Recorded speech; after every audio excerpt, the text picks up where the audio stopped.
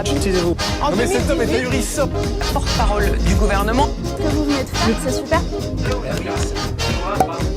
Chers amis, bien le bonjour, j'espère que vous allez bien. Alors vous le voyez, hein, vous vous en doutez, je préfère vous le dire tout de suite, vidéo particulière. Hein. On vous a mis en avant un Ça discute avec Johan Soliren et là actuellement je suis tout seul. Enfin je suis tout seul. Faut le mettre en perspective, dans ma tête pas vraiment. Mais en vérité, là je suis tout seul sur l'image, je vais tout vous expliquer pour cette vidéo un petit peu particulière. Alors vous connaissez, abonnez-vous, le pouce bleu, hein, bon ça on a compris.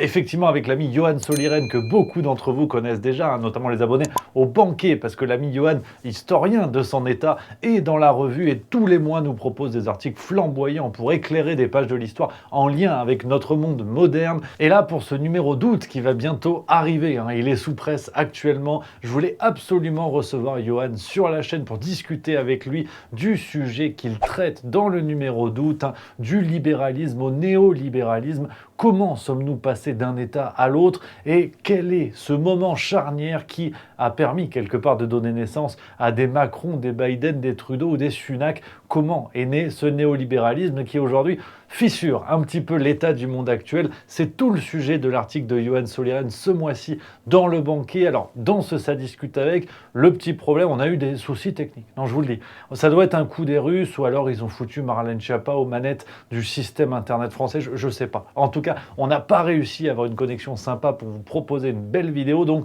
on a bricolé avec les moyens du bord. Johan a répondu face caméra aux questions que je lui ai posées à l'écrit. T'as vu, il y a un montage, bon. On est plus proche de Camping Paradis que d'Oppenheimer, mais on fait avec. En tout cas, l'idée, c'était de pouvoir éclairer ce sujet, vous donner déjà quelques éléments. Et si vous avez envie de creuser et découvrir quelque part comment nous sommes passés de la vision libérale économique à Emmanuel Macron, eh bien, n'hésitez pas, les amis, à soutenir et vous abonner au Banquet. Vous le savez, on a plus que jamais besoin de vous. Vous êtes déjà des milliers et c'est énormément de plaisir. C'est que le début de l'aventure. Donc, pour aller encore plus loin, lien en description. Et moi, je vous laisse avec Johan Soliren.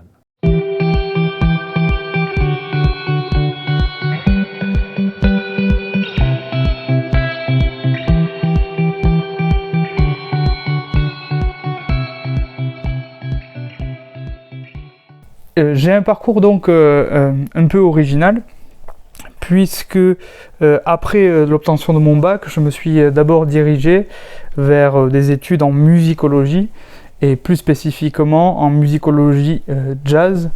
À cette époque, donc il y a maintenant plus de 10 ans, je voulais faire de la musique mon métier, parce que je suis par ailleurs un musicien amateur. Et donc, je rêvais d'être pianiste, de voyager, de partager donc cette musique que je continue à pratiquer. Mais bon, je me suis vite rendu compte que cette voie-là était d'une part bouchée, comme on dit, et que bon, c'était pas tout à fait en fait ce qu'il me fallait. Et donc, parallèlement, lors de cette première année d'études à l'université, j'ai commencé à aller voir à droite et à gauche et pour écrire dans des journaux étudiants. Et donc, je me suis mis à écrire dans plein de petits, sur des sites, sur des blogs, mais aussi, donc, j'ai rapidement intégré la rédaction du journal étudiant de l'IEP de Toulouse. Donc, c'était un journal qui s'appelait Caractère, si ma mémoire est bonne. Et en parallèle aussi un web magazine qui s'appelait Aparté. Et en plus aussi une radio, donc j'ai animé une émission de radio sur une chaîne qui s'appelait Good Morning Toulouse. Bon bref, et donc à travers et grâce à ces différents médias, j'ai pu interviewer des acteurs de la scène culturelle, donc des acteurs majeurs. Hein. J'ai par exemple fait une interview, je m'en rappelle parce qu'elle m'a marqué, parce que je l'apprécie particulièrement, de Bertrand Blier, donc le réalisateur Bertrand Blier, d'acteurs comme Alain Chabat, etc., d'intellectuels. Je me rappelle avoir fait une interview, j'étais jeune, hein, j'avais 19 ans, d'Éric Zemmour. Donc une interview qui avait été un peu comment dire, mouvementée parce que je l'avais titillé sur un de ses sujets de prédilection. Bon, mais l'échange était resté courtois, mais ça m'avait vraiment intéressé en fait. À cette époque, c'était pas l'Éric Zemmour d'aujourd'hui, hein, c'était encore l'Éric Zemmour journaliste qui venait de sortir un livre qui s'appelait, je crois que c'était Le Suicide français. Bon, j'ai un doute. Bon bref, et donc j'ai pu donc au cours de cette année multiplier les exercices journalistiques et en particulier dans le domaine culturel. Je me rappelle aussi avoir interviewé, tout ça pour montrer l'éclectisme que cela m'a apporté, un clown par exemple, donc des acteurs de la scène locale. Et je m'en rappelle particulièrement parce que le lundi, j'ai interviewé Bertrand Blier, et vraiment le mardi, j'ai interviewé ce clown. Donc bon, le grand écart était assez douloureux. Et puis, donc, au terme de cette première année lâchée dans la nature, je me suis finalement dirigé vers une école de journalisme. Je pensais à cette époque pouvoir poursuivre dans ce que je faisais en tant que passe-temps. Mes modèles de l'époque, c'était Albert Londres. Je rêvais d'être grand reporter, etc. Et puis, au cours de mes études, puis au cours des premières piges que j'ai effectuées dans des rédactions, j'ai vite déchanté, d'une part par la médiocrité de la plupart des rédactions, la médiocrité intellectuelle, hein, j'entends, même si au sein de chaque rédaction, j'ai pu rencontrer quelques journalistes d'un niveau vraiment qui tenait la route. Même s'il y a aussi un effet générationnel, les plus vieux journalistes étaient et sont, je pense toujours aujourd'hui encore, ceux qui intellectuellement sont construits. Bon bref, et donc j'ai vite été déçu, donc je tire quand même de cette expérience quelques points positifs, la nécessité de s'intéresser à tous les sujets. Bon, j'ai surtout traité de la rubrique du chien écrasé, mais enfin bon, ça c'est aussi formateur. Et puis, cette nécessaire curiosité que l'on doit avoir lorsqu'on est journaliste. Bon, je l'étais déjà avant, mais enfin, ça m'a conforté dans cette position-là. Mais, alors, je dirais que c'est un effet négatif à court terme, positif à long terme. Je me suis vite aussi rendu compte de mes propres limites, culturelles, intellectuelles, ce qu'on voudra. Et c'est ce qui m'a poussé finalement à me rediriger vers des études en histoire. Voilà. Et là, j'ai vraiment pris plaisir à étudier, à approfondir des sujets, à aller jusqu'au bout, à lire, à avoir le temps aussi, ce que l'on n'a pas forcément quand on est journaliste. Donc j'ai fait une licence d'histoire, puis j'ai poursuivi en master recherche, où j'ai réalisé un mémoire de recherche assez important, en quantité j'entends, je reste modeste. Mais voilà, donc j'ai vraiment, au cours de mes études en histoire, pu m'épanouir dans quelque chose qui était plus abouti, plus approfondi. Donc j'ai beaucoup appris, je me suis spécialisé en histoire médiévale et plus spécifiquement en histoire de l'aristocratie et du fait militaire, et aussi des représentations. Bon, tout ça forme un bloc. Et j'ai beaucoup appris sous la direction du professeur Laurent Massé, qui m'a appris la rigueur, le souci de l'exactitude, qui m'a transmis aussi son amour pour cette période. Et puis au terme de ces études, donc je suis un peu long, mais c'est pour comprendre la suite. Au terme de ces études, je me suis finalement décidé à passer les concours de l'enseignement. Donc j'ai passé 2 fois l'agrégation, j'ai été admis 2 fois aux écrits. Et aujourd'hui, je suis donc, après le passage de notre concours, je suis professeur en lycée et je suis chargé de cours à l'université où j'enseigne l'histoire de l'Occitanie médiévale. Donc pour faire simple, le sud de la France, le nord de l'Italie un peu, et le nord de l'Espagne, la Catalogne essentiellement. Alors pourquoi le Moyen-Âge? C'était la deuxième question dans la première question, la 1 bis. Déjà, l'attrait pour cette période date mon enfance. Je pense que comme beaucoup, je jouais aux petits soldats. Je me prenais même pour un chevalier, ce qui aurait d'ailleurs peut-être nécessité un internement, mais bon, mes parents en ont décidé autrement. Et puis donc cet amour a été ensuite conforté par la lecture des romans de chevalerie quand j'étais un peu plus âgé, là, à partir de 10 ans, puis par certains films qui m'ont beaucoup marqué. Le nom de la rose, l'adaptation du roman d'Umberto Eco, que j'ai vraiment visionné plusieurs dizaines de fois, et surtout, bon, parce que c'est plus léger, Les Visiteurs. Je connais, je pense, les répliques par cœur du début à la fin, comme beaucoup de gens de ma génération. Et mine de rien, ce film a contribué à faire renaître peut-être, sous un angle un peu plus positif, un intérêt pour le Moyen-Âge. Et puis surtout à l'université, donc là je me suis frotté à la lecture de toute l'œuvre de Georges Duby, de Jacques Le Goff, de Michel Pastoureau, donc qui sont des médiévistes de renom, confirmés, et bon, j'ai définitivement succombé à cette période, donc le Moyen-Âge, qui, en fin de compte, a beaucoup de choses à nous apprendre, sur notre passé bien évidemment, mais aussi sur notre propre organisation, sur notre manière de penser, etc.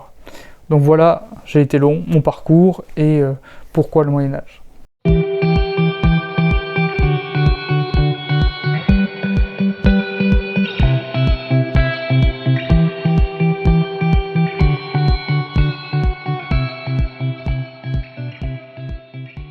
Alors effectivement, ce sujet est très dense, j'ai dû opérer des coupes, mais ce sujet donc me trotte dans la tête depuis plusieurs années maintenant. Alors, plus qu'un sujet d'actualité, il me semble que ce thème est un sujet de civilisationnel,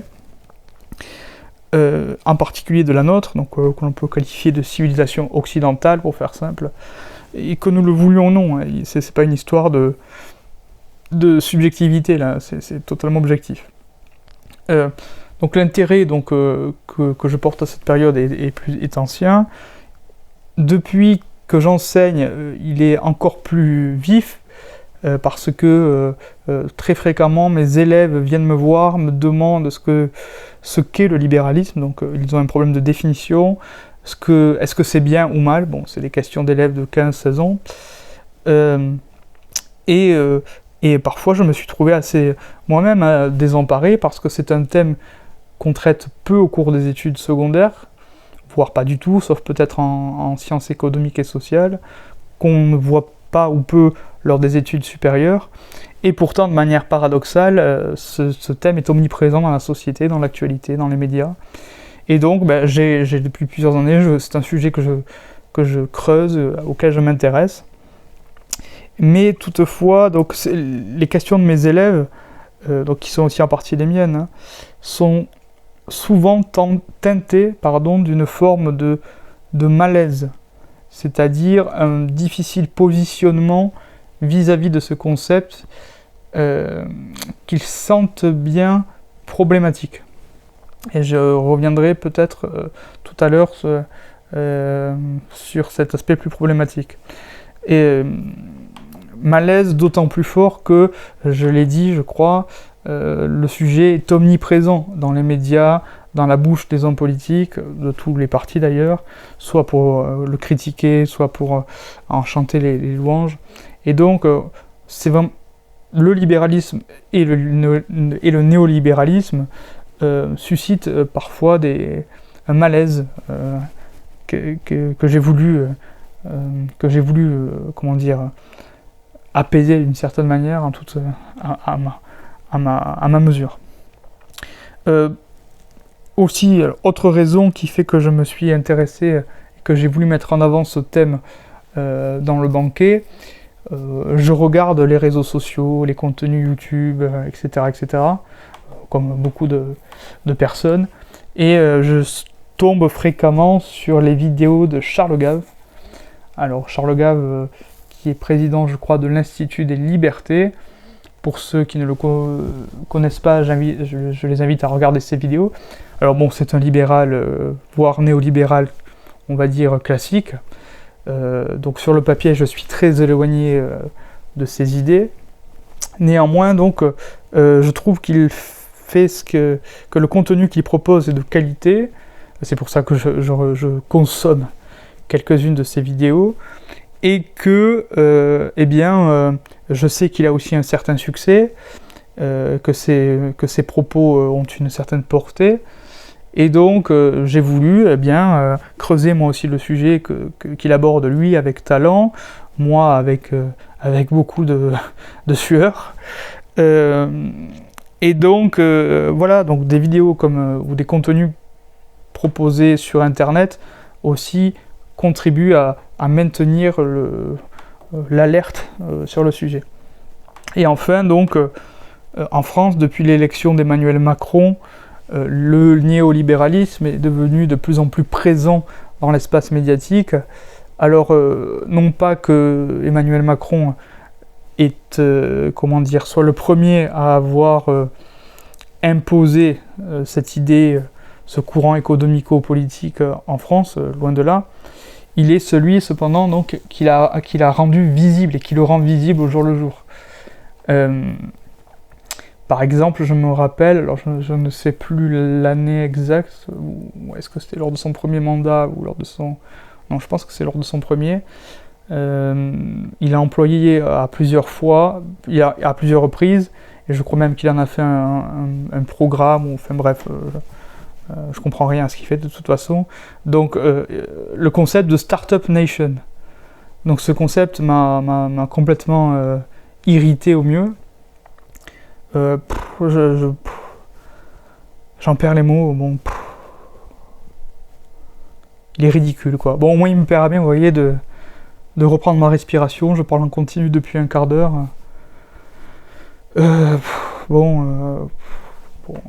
Charles de Gaulle... revient. Bon, non, mais bon, voilà, donc des concepts comme celui de Startup Nation m'ont paru totalement, pas anachroniques, mais complètement tombés du ciel. Mais derrière ce concept, en fait, au début, donc j'ai été irrité, et puis ensuite j'ai compris ce qu'il y avait derrière ce concept. Et derrière, il y a le néolibéralisme, en réalité.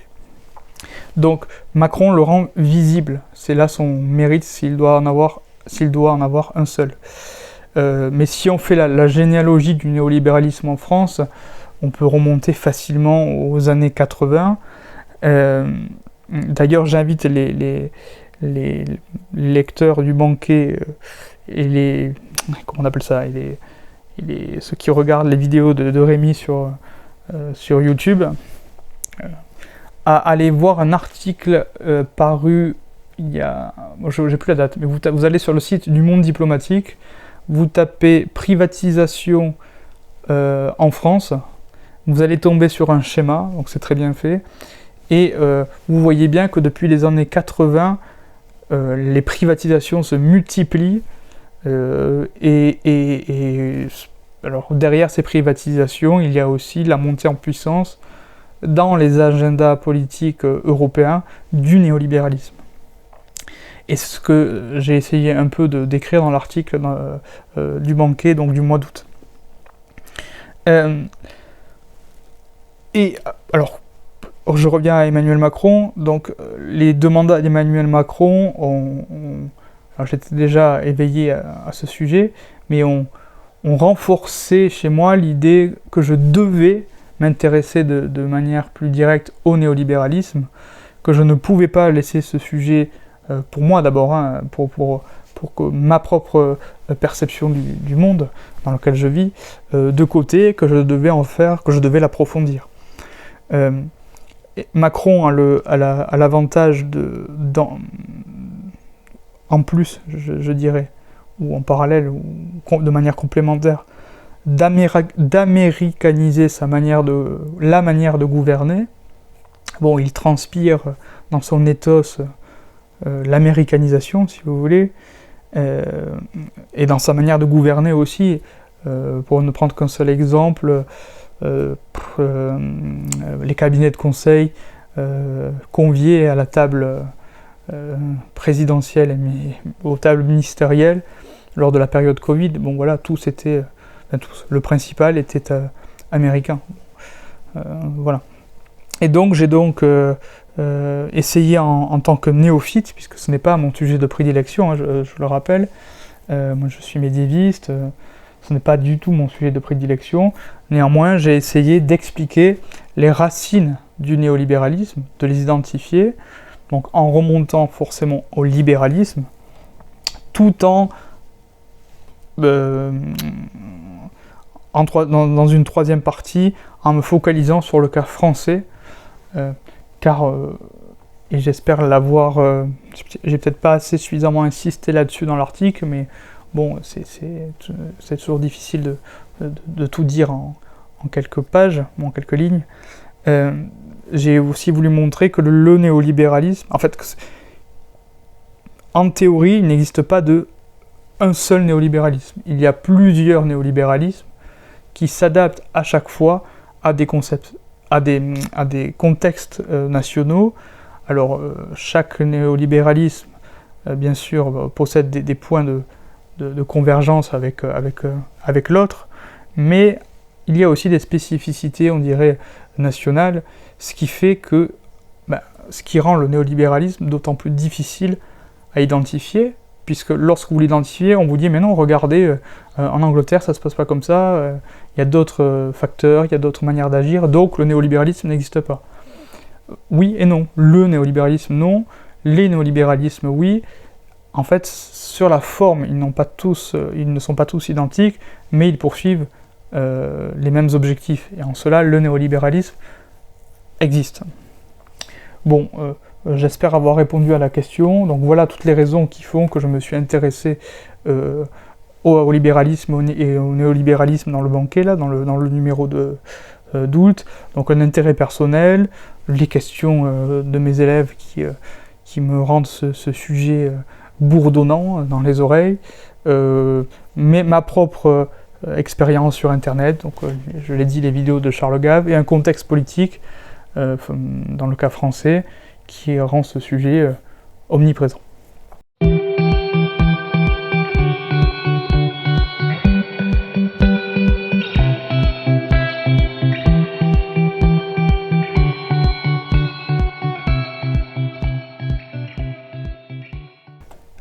C'est une très bonne question à laquelle il est très difficile de répondre en fait.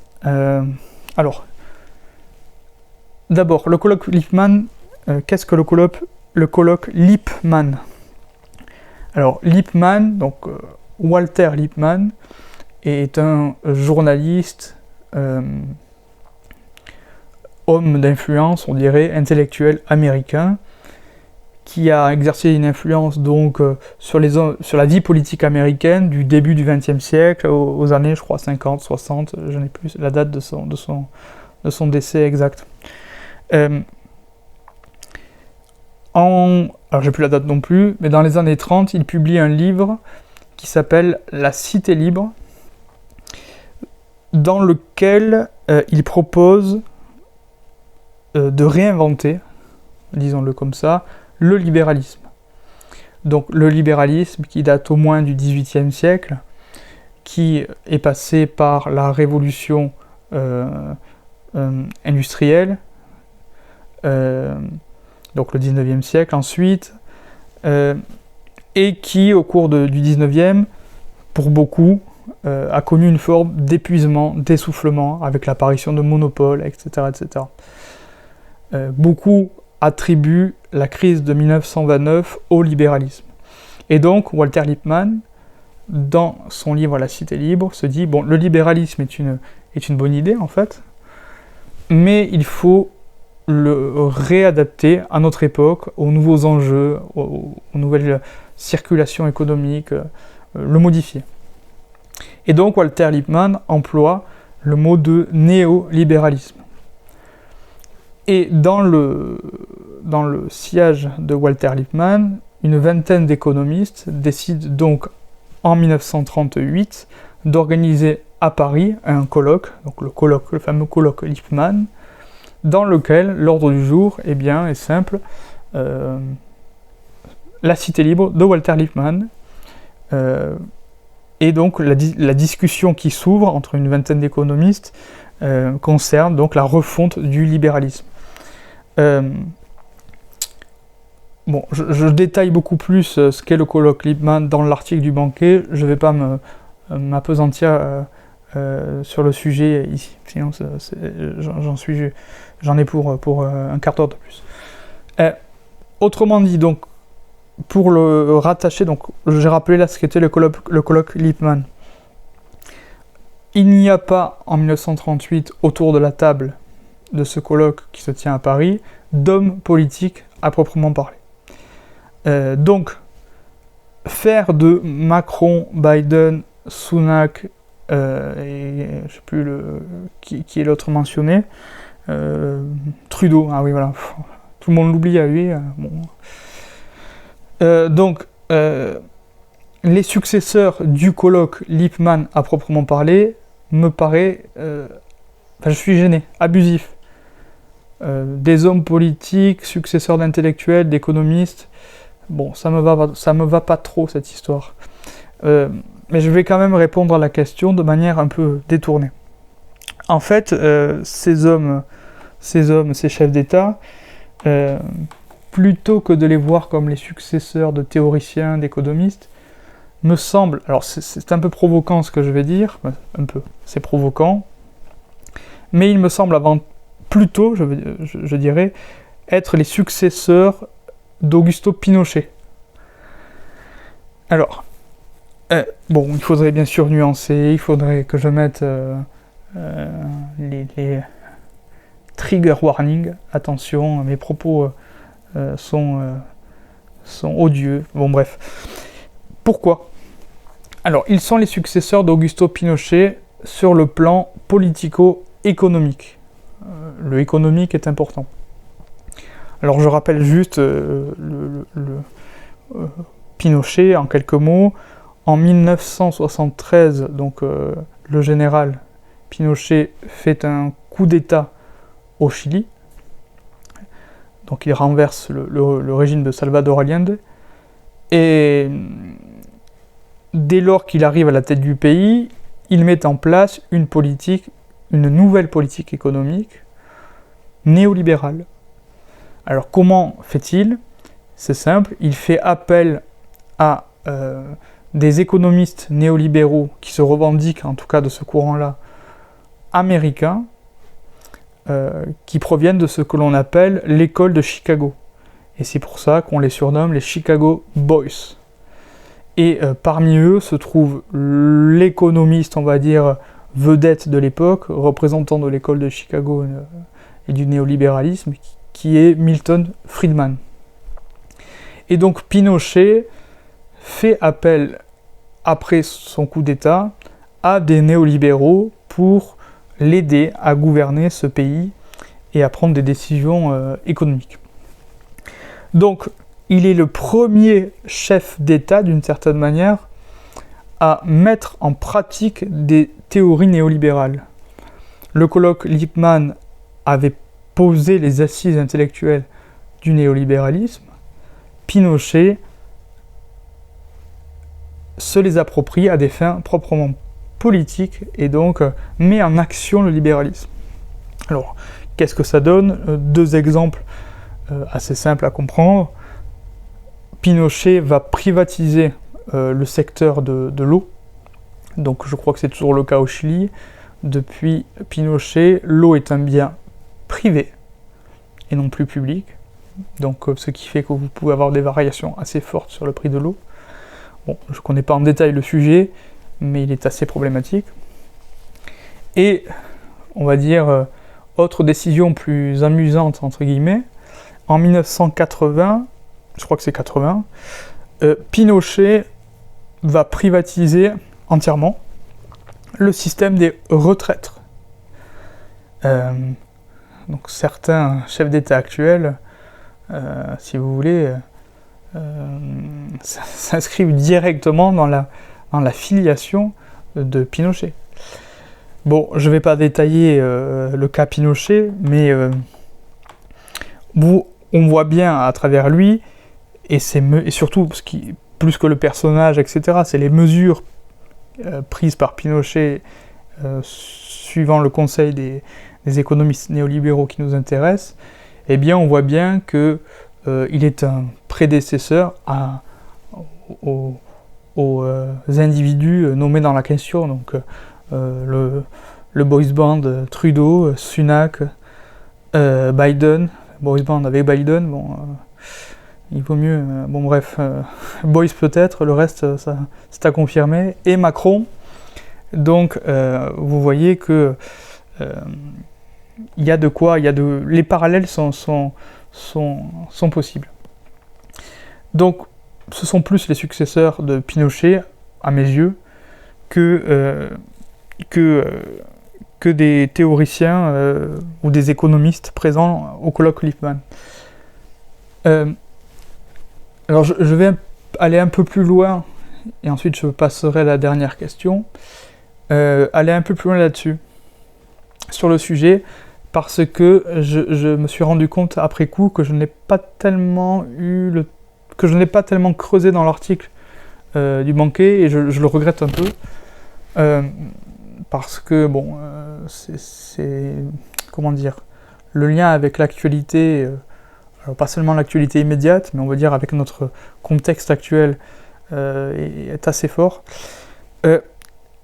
Depuis quasiment le début, donc les années 30, pour faire simple, les théoriciens libéraux, ou de nombreux théoriciens néolibéraux en tout cas, se sont montrés, parallèlement à leur métier d'économiste et de théoricien, se sont montrés hostiles, voire très hostiles, envers le principe démocratique, autrement dit avec la démocratie. Alors, les premiers, alors ils se sont montrés dans les mots, mais aussi dans les écrits. Il y a des écrits. Hein. Donc, il suffit de lire par exemple William Röpke, qui est un économiste néolibéral, originaire, on dira de l'école allemande, pour faire simple, qui, lui, alors c'est assez simple, pour lui, pour que les idées néolibérales puissent être mises en œuvre, l'État doit être fort. Et, dit-il, j'ouvre les guillemets, il doit être présidentiel, donc représenté dans la figure d'un homme, autoritaire, voire dictatorial. Donc, pour des penseurs comme Röpke, l'utilisation de la force pour réprimer ou contrôler en tout cas l'excitation des masses est tout à fait légitime. Donc, c'est là peut-être où on s'éloigne le plus du libéralisme en proprement parler, c'est cette idée que la liberté doit être ou peut être entravée au nom de l'économie. Là aussi, le cas français est assez emblématique. On l'a vu récemment dans le cadre de la réforme des retraites, l'utilisation du 49.3, alors qui certes est constitutionnel, donc ça, il n'y a pas de problème là-dessus. D'ailleurs, c'était le seul argument que les membres du gouvernement avaient pour se défendre, c'était de dire que son recours était constitutionnel. Certes, mais encore une fois, il y a une différence entre le droit et la légitimité.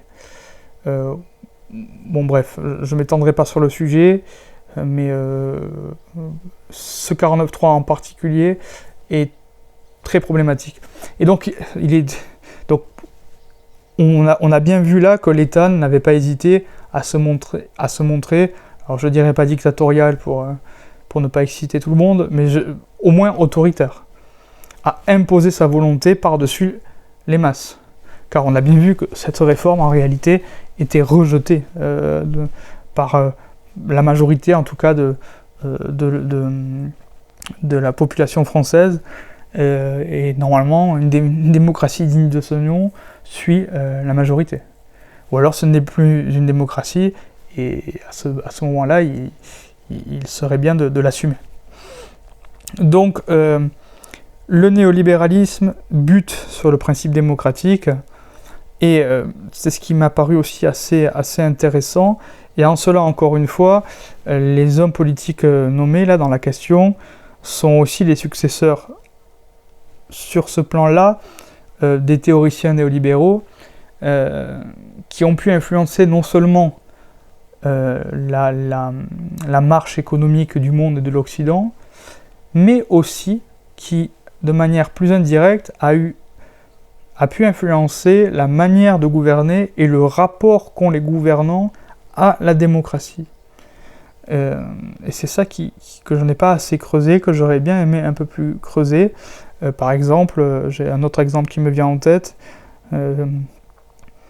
Les théoriciens néolibéraux, depuis les années 60 au moins, commettent des rapports dans lesquels ils recommandent aux gouvernants de gouverner de plus en plus via des experts, faire appel à des experts. Alors pourquoi ? Parce que tout simplement les experts sont non élus. Donc ce qui fonde la légitimité de ces personnages, c'est leur expertise et non leur élection, et non leur représentativité. Alors on le voit, on est de plus en plus dans des gouvernements d'experts. Alors pourquoi pas ? Mais à ce moment-là, le principe démocratique et le principe de la représentativité est mis à mal. Et donc, vous verrez de plus en plus d'experts entourer les hommes politiques qui se servent en réalité d'eux, non pas pour suivre leurs expertises, en réalité, car si vous regardez les politiques prises et les recommandations des experts, elles ne sont pas toujours suivies, mais bien plutôt pour éloigner l'idée, ou en tout cas la mise en œuvre d'une vraie représentativité. Donc, les néolibéraux sont tout à fait, si vous voulez, enclins à se méfier des masses et de la démocratie par extension. Et donc, tout cela produit un résultat assez malsain auprès des citoyens qui, à raison, qui se montrent de plus en plus méfiants envers la démocratie en général. Mais en fait, comment dire, ce n'est pas tant la démocratie le véritable problème. Bon, c'est une banalité ce que je vais dire, mais enfin, ce qui est moins banal, c'est de comprendre pourquoi. Ce n'est pas tant la démocratie le problème que la manière dont les gouvernants ont de l'utiliser, ou au contraire de la contraindre. Et donc, cette manière de l'utiliser ou de la contraindre, il faut bien comprendre qu'elle est en partie motivée, de leur point de vue, par des idées néolibérales. Ou en tout cas, qu'elle est totalement justifiée à leurs yeux, puisque pour eux, et alors ils ne font pas ça pour... C'est là où je m'éloigne de beaucoup d'interprétations, ils ne font pas ça pour faire le mal. Et c'est ça peut-être le pire. Ils font ça en pensant faire le bien.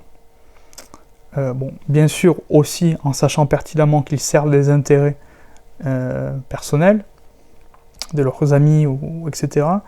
Mais pour eux, le néolibéralisme est ce qui permettra de faire monter une classe moyenne, assurer une certaine forme de prospérité. Alors ils savent très bien que ce n'est pas ce qui permettra d'atteindre l'Éden, si vous voulez, mais pour eux, il faut mettre en œuvre cette politique, que les masses sont insuffisamment ou mal éduquées pour comprendre la pertinence de ces idées, et donc que l'emploi de la force, de l'autorité, etc., est tout à fait légitime à leurs yeux, et que le problème, circulez, il n'y a rien à voir, et dormez tranquille, nous veillons sur vous. Mais il n'y a pas de complot, si vous voulez, il n'y a pas de volonté de faire le mal, etc., etc., même si, et c'est là tout le problème, même si le mal peut être fait. Voilà. Donc j'ai été un peu long. Donc Biden, Trudeau, Macron, Sunak ne sont pas, pour m'en parler, les successeurs du colloque Cliffman, mais plus des hommes politiques qui ont mis en œuvre le libéralisme. Et je suis prêt à signer que si rien ne se passe, on verra de plus en plus. Je peux engager, je peux parier ce que vous voulez, que dans les années à venir, on verra se multiplier en Occident les privatisations. Bon, l'avantage en France, c'est qu'il n'y a plus grand-chose à privatiser. Bon, donc si vous voulez, mais bon, on est toujours... peut-être que l'Élysée un jour sera privatisé. Imaginez, symboliquement, ça serait quand même très intéressant de pouvoir privatiser l'Élysée, par exemple, pour une fête ou que sais-je. Bon, voilà. Mais vous verrez, alors ça serait un peu spectaculaire, mais l'aventure continue, si vous voulez.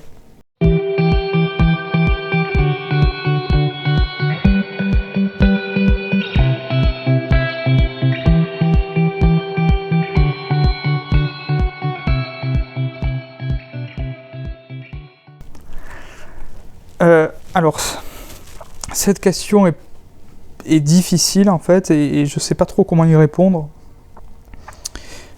Alors, je ne pense pas que dans l'immédiat, voire même dans le temps, à moyen terme, plutôt, il soit utile ou il soit pertinent de formuler une nouvelle perspective, une nouvelle philosophie économique et politique. Pourquoi ? Parce qu'en réalité, le néolibéralisme n'est pas tout à fait encore parvenu à son but. L'agenda, puisque c'est le mot qui est employé par les théoriciens néolibéraux, l'agenda néolibéral n'est pas encore clos. Il a encore un avenir devant lui. Et donc, il me semble que les dirigeants continueront comment dire, pas à servir cette idée, mais à mettre en œuvre cette idée, et peut-être même, suivant donc la formule que j'ai évoquée d'Europe, que se montreront de plus en plus autoritaires. Donc avant qu'il y ait néolibéralisme, il faut d'abord qu'il y ait un néolibéralisme plus achevé, il me semble. Je ne sais pas si la réponse est claire, mais dans leur tête, si vous voulez, cette idée est encore jeune, est encore dynamique, est encore pleine d'espoir, et donc un néolibéralisme me semble très peu probable. En tout cas, s'il ne s'appelle pas comme ça, une idée autre qui viendrait remplacer celle-ci me semble encore peu probable. Par contre, je vais répondre de manière un peu inversée à la question, désolé. Ce qui me semble un peu plus probable, sans doute, alors un peu plus, hein, c'est vraiment... la probabilité est quand même aussi, là aussi, il me semble faible, c'est peut-être d'assister dans les prochaines décennies à un échec du néolibéralisme. Alors, un échec qui pourrait être dû à plusieurs facteurs. D'abord les résistances populaires. Les résistances populaires pourraient à terme forcer le néolibéralisme. Bon, on l'a vu en France avec les Gilets jaunes, hein, mais forcer le néolibéralisme à changer de manière d'agir, si vous voulez, sur la société, de manière de faire. Alors, ça ne serait pas un effondrement du néolibéralisme, ce serait un changement cosmétique, si vous voulez, un changement cosmétique. Donc, on pourrait à la limite assister à ça.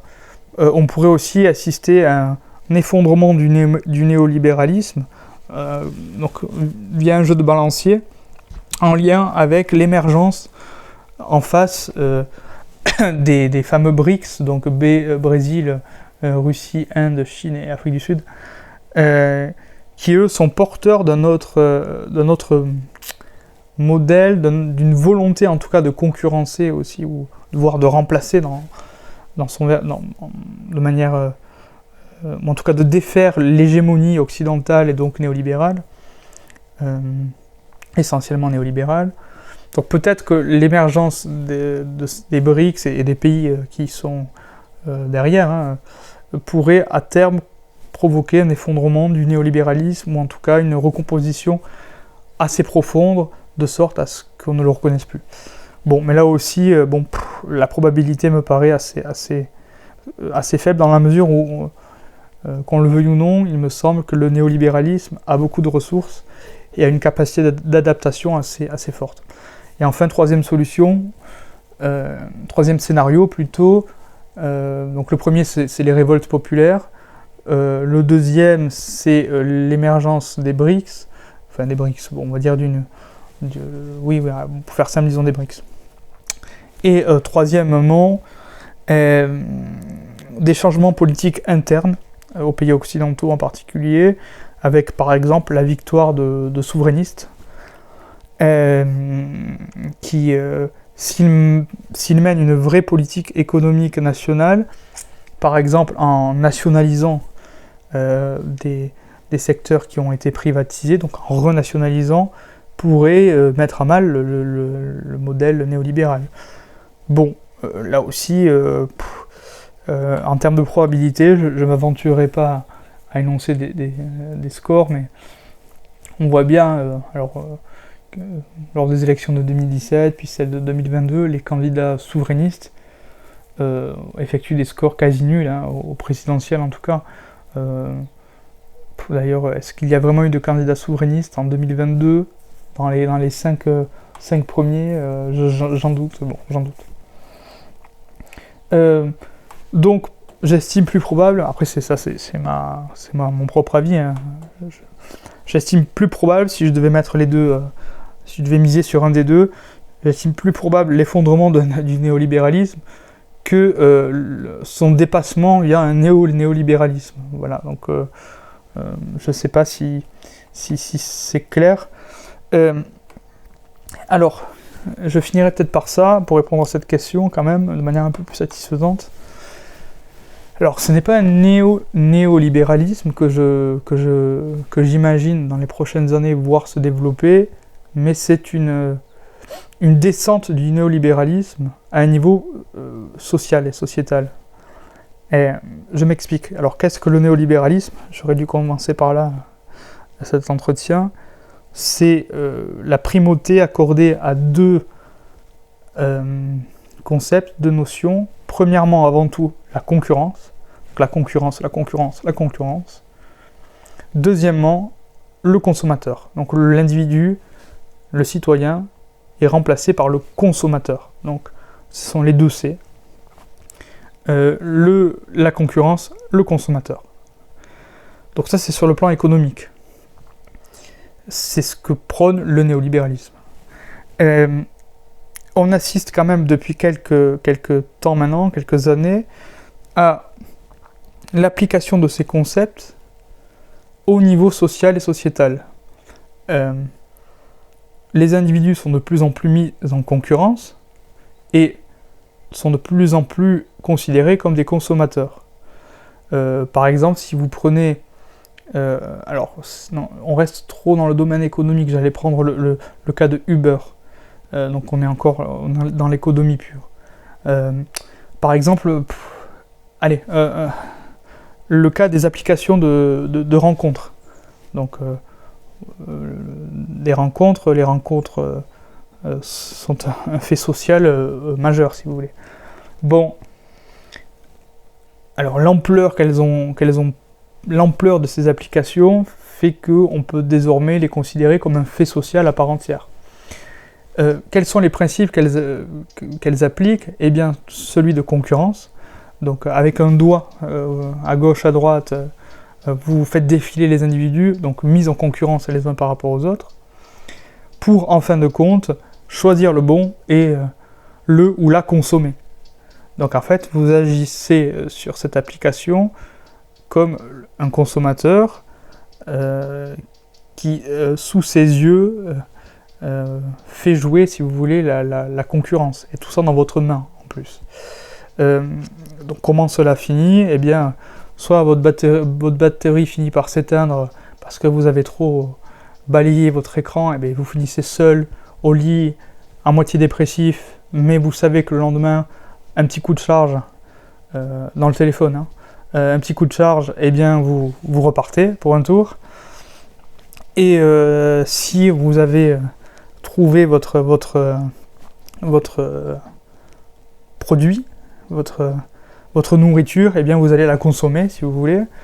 Et puis le lendemain, eh bien, concurrence oblige, vous irez à plus attrayant, j'allais dire à moins cher, non c'est pas très beau. Bon, vous ferez jouer un principe de concurrence qui vous fera vous rediriger vers autre chose, et puis voilà, vous aurez passé une partie de votre vie, de votre jeunesse, à agir comme un petit néolibéral, et que restera-t-il à l'issue de cette expérience? Eh bien pas grand-chose. Bon voilà, donc on assiste, je pourrais aussi dire que le wokisme est une mise en application en fait de concepts néolibéraux appliqués à un domaine social. Par exemple la concurrence, bon, on voit bien que le wokisme joue en partie sur la concurrence des mémoires, la concurrence des identités, que chacun se perçoit comme appartenant à la fois à une communauté, mais au regard des autres communautés, dans un contexte conflictuel, de concurrence. Donc on voit bien voilà, que ces idées-là sont à la mode aujourd'hui. Alors est-ce que cette mode va passer? Est-ce qu'elle va perdurer? En tout cas, elle contribue à donner au néolibéralisme une force supplémentaire que sans doute que les théoriciens du colloque Lippmann en 1938 n'avaient pas totalement envisagé. Même si, dès 1938, alors je ne sais plus quel économiste dit ça, maintenant je crois que c'est Lippmann lui-même qui dans son livre dit que pour que le néolibéralisme, d'un point de vue économique, puisse triompher, il faut que les sociétés effectuent en aval un aggiornamento, une propre mise à jour, si vous voulez, où le principe d'adaptation primerait, afin que le néolibéralisme, d'un point de vue économique, puisse donc s'épanouir. Donc si vous voulez, c'est une vieille idée de dire que le néolibéralisme, d'un point de vue économique, doit aussi travailler la société dans ce qu'elle a de plus profond pour pouvoir triompher. Donc je pense que j'ai fait à peu près le tour du sujet, que j'ai été long, je m'en excuse. Si certains ont suivi jusqu'à présent, donnez-moi votre RIB, je vous ferai un virement. Je remercie bien sûr donc Rémi qui m'a invité sur sa chaîne, donc Rémi merci, qui m'a aussi permis d'écrire dans cette revue Le Banquet. Je vous invite à vous abonner au Banquet, vous retrouverez des articles intéressants qui traitent plein de domaines sous des angles que vous ne trouverez pas ailleurs. Donc un grand merci à Rémi, allez voir Le Banquet. Et enfin je me fais un peu de pub, désolé Rémi, si tu veux tu couperas à partir de maintenant. Je me fais un peu de pub, je lance fin septembre, début octobre sur YouTube, une chaîne, moi aussi, dédiée à l'histoire, donc pas de concurrence faite à juste milieu, mais une complémentarité. Nous ne sommes pas concurrents, nous ne sommes pas néolibéraux, nous sommes marxistes, non même, on n'est rien du tout, c'est le juste milieu. Et donc, une chaîne dédiée à l'histoire qui s'appelle Les Illustres, vous pouvez, déjà je l'ai lancée, donc vous pouvez vous y abonner, qui traitera l'histoire au prisme des grands personnages, des figures historiques. Donc j'ai envie de renouer avec une manière de faire de l'histoire ancienne, qui est un peu démodée aujourd'hui, qui est mal vue, mais c'est pas grave, j'aime les défis.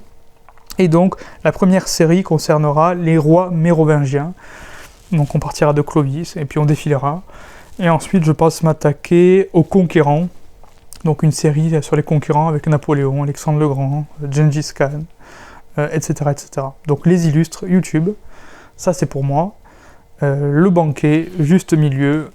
Et je pense que au bout d'un moment, il faut savoir s'arrêter. Donc je vous dis au revoir et merci surtout, merci à vous et à Rémi.